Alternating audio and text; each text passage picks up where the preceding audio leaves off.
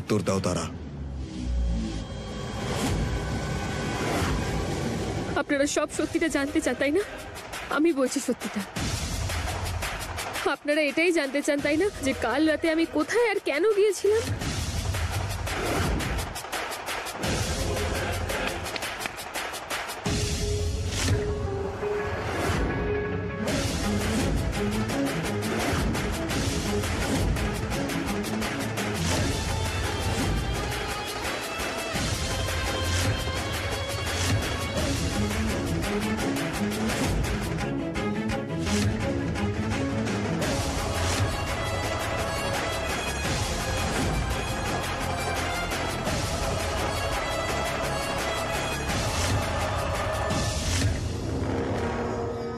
এই হলো আমার বাইরে যাবার কারণ,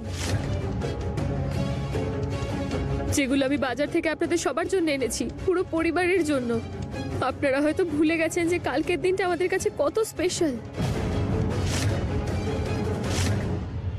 কালকের দিনে এই বংশের পূর্বপুরুষেরা এই বাড়িতে ভিত স্থাপন করেছিলেন।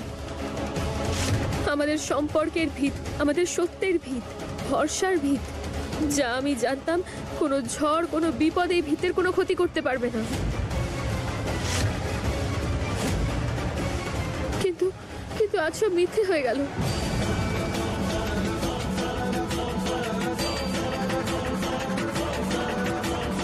মা ঠাকুরান, আপনি বলুন, কালই সেই বিশেষ দিন না?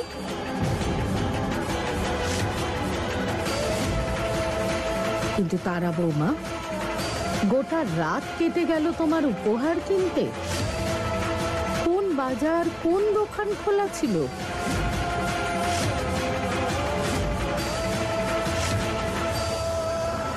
মা ঠাকুরান, আমি এগুলো কিনে বাড়িই ফিরছিলাম, আর তারপর অনাথ আশ্রম থেকে ফোন এলো।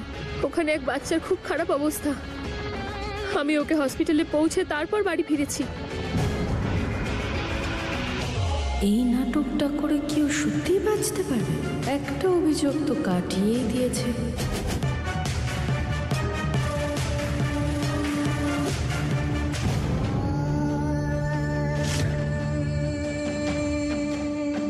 খুব খুশি ছিলাম আমি, আপনাদের সবাইকে সারপ্রাইজ দিতে চেয়েছিলাম, কিন্তু আপনারা সবাই মিলে তো আমাকেই সারপ্রাইজ করে দিলেন।